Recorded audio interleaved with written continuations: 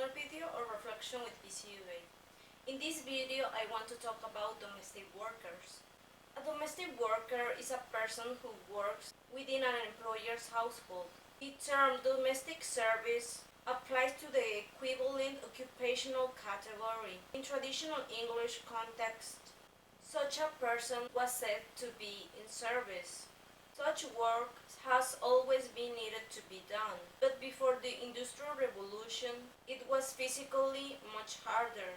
Domestic workers comprise a significant part of the global workforce in informal employment and are among the most vulnerable groups of workers. They work for private households, often without clear terms of employment, unregistered in any book, and excluded from the scope of labor legislation. Currently, there are at least 67 million domestic workers worldwide, not including child domestic workers, and this number is increasing steadily in developed and developing countries. Even though a substantial number of men work in the sector, often as gardeners, drivers, or butlers, it remains a highly feminized sector.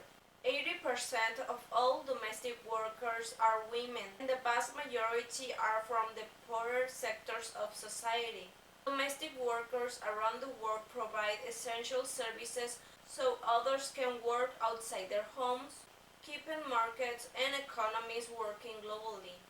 Their work may include tasks such as cleaning the house, cooking, washing, and ironing clothes, taking care of children or elderly or sick members of a family, gardening, guarding the house, driving for the family, and even taking care of household pets. A domestic worker may work on full-time or part-time basis, may be employed by a single household or by multiple employers, may be residing in the household of the employer, or may be living on his or her own residence. A domestic worker may be working in a country of which she or he is not a national, thus referred to as a migrant domestic worker.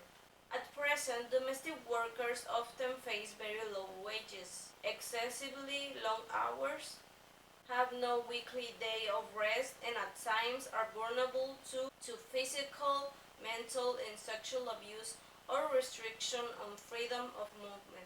Exploitation of domestic workers can partly be attributed to gaps in national labor and employment legislation, and often reflects discrimination along the lines of sex, race, and caste. 1 in 25 women workers is a domestic worker. The issues surrounding domestic work are multidimensional and cut across several aspects, including remuneration, working time, and other aspects of working conditions, child domestic work, international labor migration, forced labor, collective bargaining, labor inspection, and workers' organization. Because domestic workers are employed in private homes rather than firms or enterprises, they can be invisible as workers and isolated from others in the sector. They are dependent on the good or bad will of the employer. Despite the concept of the home as safe haven, growing evidence suggests domestic workers are exposed to a range of unhealthy and hazardous working conditions. Domestic workers often have a personal, intimate knowledge of their employer, but the relationship is highly unequal, leaving many domestic workers vulnerable to verbal, physical, or sexual abuse. Often, differences in race, class, and citizenship increase this inequality. Also, most of the tasks in domestic work are seen as women's work, so are considered of low status and value. Tasks such as gardening, driving, or guarding have higher status and are typically done by men. Finally, a widespread perception that labor standards cannot be enforced in private homes means many employers do not comply, and the government does not enforce labor laws regarding wages, benefits, and working conditions.